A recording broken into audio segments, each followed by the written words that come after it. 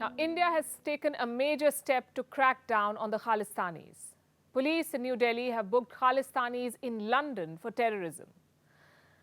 They are the ones who attacked the Indian High Commission in London this week. While the Rishi Sunak government promised action, the Modi government does not seem to be in the mood to wait and watch. So the Khalistani mob, which attacked India's London mission last weekend, has been charged under two Indian laws: the Prevention of Damage to Public Property Act and the far more serious one called UAPA, the Unlawful Activities Prevention Act. Now, UAPA allows India to imprison individuals without trial or bail.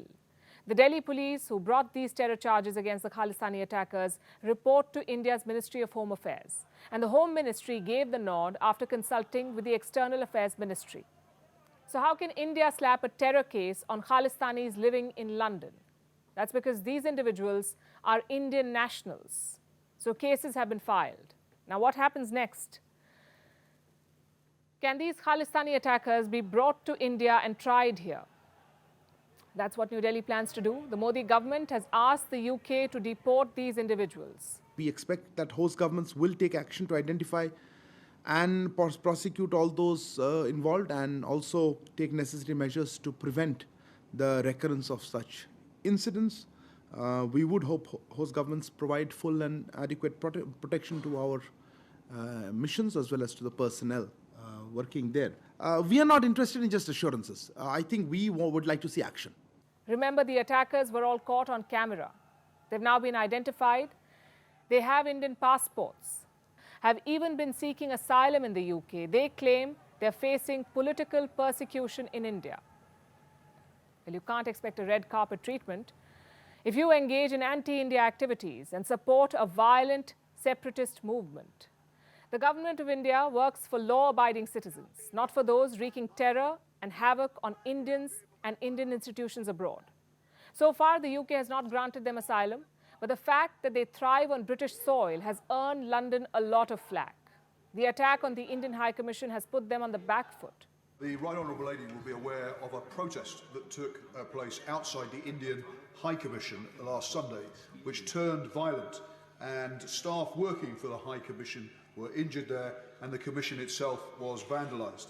Now, I'm sure the whole House will agree that there should be no place in our country for such behaviour, and that the Indian High Commissioner and his staff should be able to go about their diplomatic duties without fear of such events happening.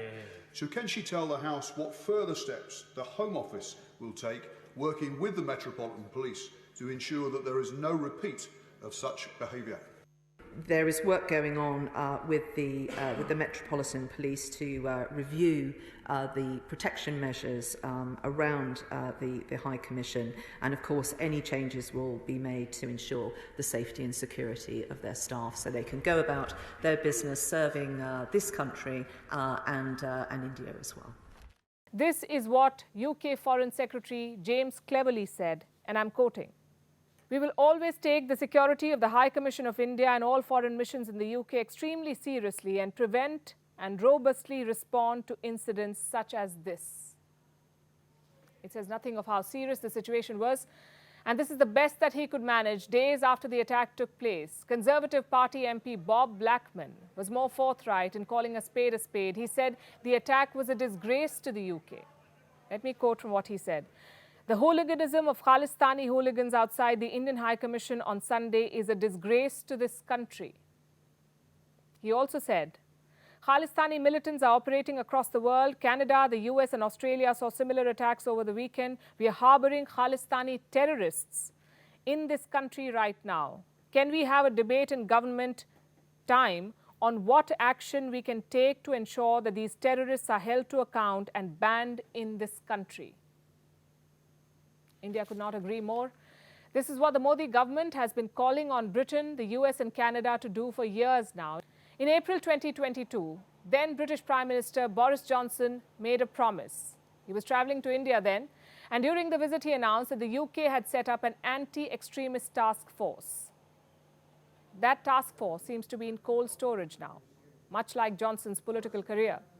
But the big question is this: will the UK walk the talk? Will the Rishi Sunak government deport these Khalistanis unleashing terror abroad? This won't be a first if they do it. This has happened before. In December 2022, India's National Investigation Agency arrested Bikramjit Singh in Vienna, Austria. Who is Bikramjit Singh? The alleged mastermind behind the 2019 Taran bomb blast in Punjab. Austria extradited him. If Austria could do it, why not the UK? And that too with an Indian origin Prime Minister at the helm. New Delhi has made its intent clear by its tough stance. It will not allow the perpetrators of the London attack to go unpunished. But which side will London choose? The UK's response to India's deportation request might hold the answer.